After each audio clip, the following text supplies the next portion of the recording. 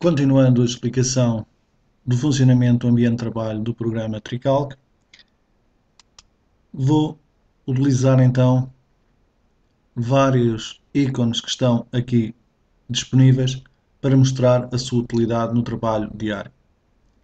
Vamos começar pela possibilidade de fazer zooms sobre determinadas zonas da estrutura.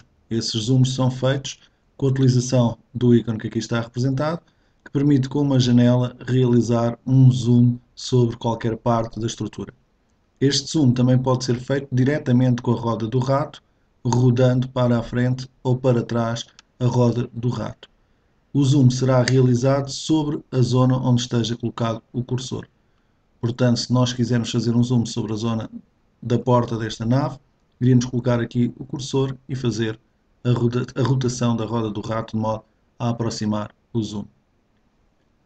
Depois temos a função autocentrar, também disponível com a tecla de atalho F8, que me permite colocar a estrutura numa escala que permite aproveitar ao máximo a área de trabalho visível. Temos também outros ícones de zoom que me permitem reduzir o zoom a metade, a um quarto, o autocentrar novamente, o mover a imagem através de um vetor, autocentrar mais uma vez e vista anterior e vista posterior. Portanto, ele guarda um histórico das vistas utilizadas e nós podemos navegar nessas visualizações. Depois temos outros aspectos importantes a nível de visualização da estrutura. Por exemplo, temos a possibilidade de, com a roda do rato e a tecla Shift, rodar a visualização da estrutura para cima e para baixo. Com a roda do rato e com a tecla Ctrl, rodar a estrutura para a esquerda e para a direita. Reparem, com a rotação para a esquerda e para a direita, a rotação para cima e para baixo e com a rotação do rato só para fazer zoom, temos um completo domínio sobre o nosso modelo estrutural. Podemos ainda recorrer a funções como a vista por defeito, que me coloca a visualização da estrutura numa axonométrica de 60 por 40. Temos ainda os ícones da renderização da estrutura. Nós podemos visualizar a estrutura numa janela de render, tal e qual como está agora. Temos ali a indicação na label da janela e, portanto, como estamos numa janela de render, é possível ver os perfis aqui representados com a sua verdadeira dimensão, mas se deixarmos trabalhar numa janela de renderização, ficaremos somente com o modelo ARAM ou o modelo analítico da estrutura visível no ecrã. A visualização renderizada obedece a certas opções que são definidas neste ícone que aqui está. Portanto, este ícone dá-me acesso a podermos pedir, por exemplo, que não seja desenhado o modelo ARAM ou o modelo analítico conjuntamente com o modelo renderizado ou modelo sólido da estrutura.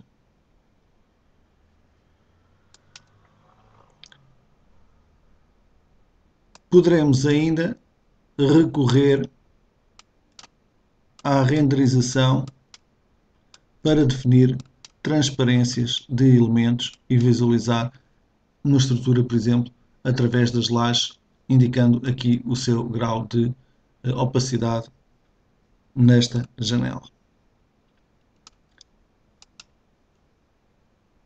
Portanto, temos ainda a possibilidade de redesenhar a estrutura. Temos ainda a possibilidade de, quando estamos a trabalhar num determinado plano, por exemplo, num plano da cobertura, e pretendermos rebater a visualização, portanto, temos aqui a possibilidade de rebater planos de trabalho. Reparem que estes dois ícones quase que se complementam. Este coloca numa perspectiva, este rebate, este volta a colocar em perspectiva e este volta a rebater. Também temos a possibilidade de controlar as escalas de representação da informação no ecrã. Esse ícone é este último ícone que se encontra aqui, que me permite, por exemplo, dizer que a altura dos textos era, por exemplo, de 35 cm em vez de ser de 14, e reparem que a informação passa a ter uma visibilidade muito maior no ecrã. Ou seja, o texto que tinha 14 cm de altura passou a ter 35 cm de altura. Se quiséssemos repor a situação anterior, viríamos aqui e indicávamos que queríamos então uma altura de textos de 14.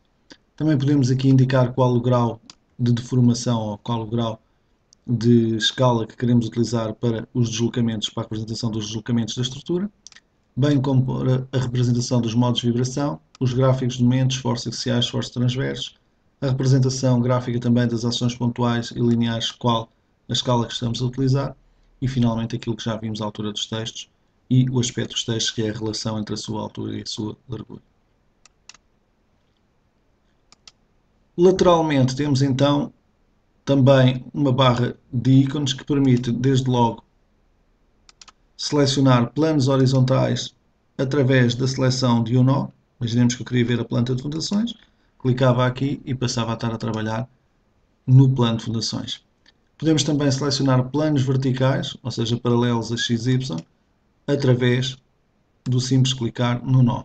E vejam que aparece agora visível o plano de fundações, bem como o plano vertical. Isso acontece porque temos o modo múltiplos planos ativos. O modo múltiplos planos permite acumular a visualização de vários planos no ecrã.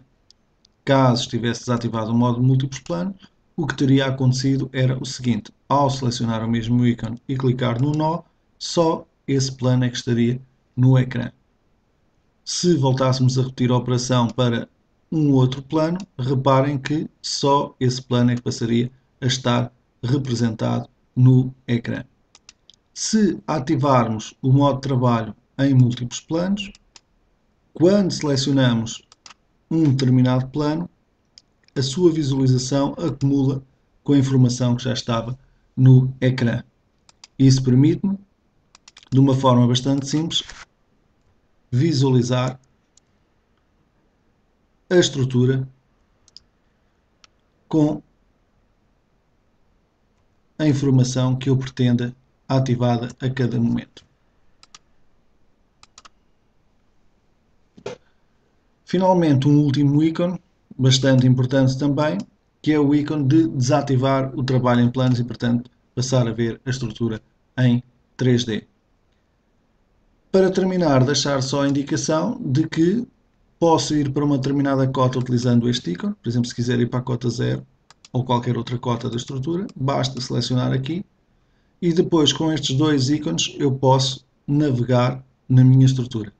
Também posso utilizar a tecla F10 e Shift F10 para subir e descer na visualização da estrutura. Reparem, com o modo múltiplos planos ativos, eu vou ativando os planos todos.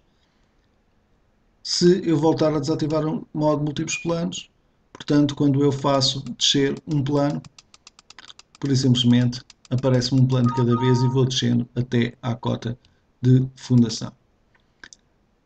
Portanto, esta é a utilidade da maior parte dos ícones que aqui estão representados.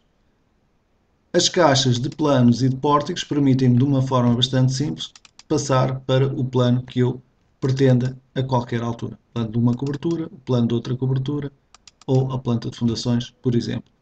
No caso dos pórticos, se houverem pórticos definidos, poderia também navegar aqui e selecionar os pórticos ou planos verticais que existissem na estrutura. Portanto, mais uma vez se confirma a grande versatilidade e a grande facilidade de manipular toda a informação do nosso modelo estrutural, de modo a percebermos daquilo que estamos a fazer e termos também facilidade em modelar estruturas com um grau de complexidade maior, sem grande dificuldade.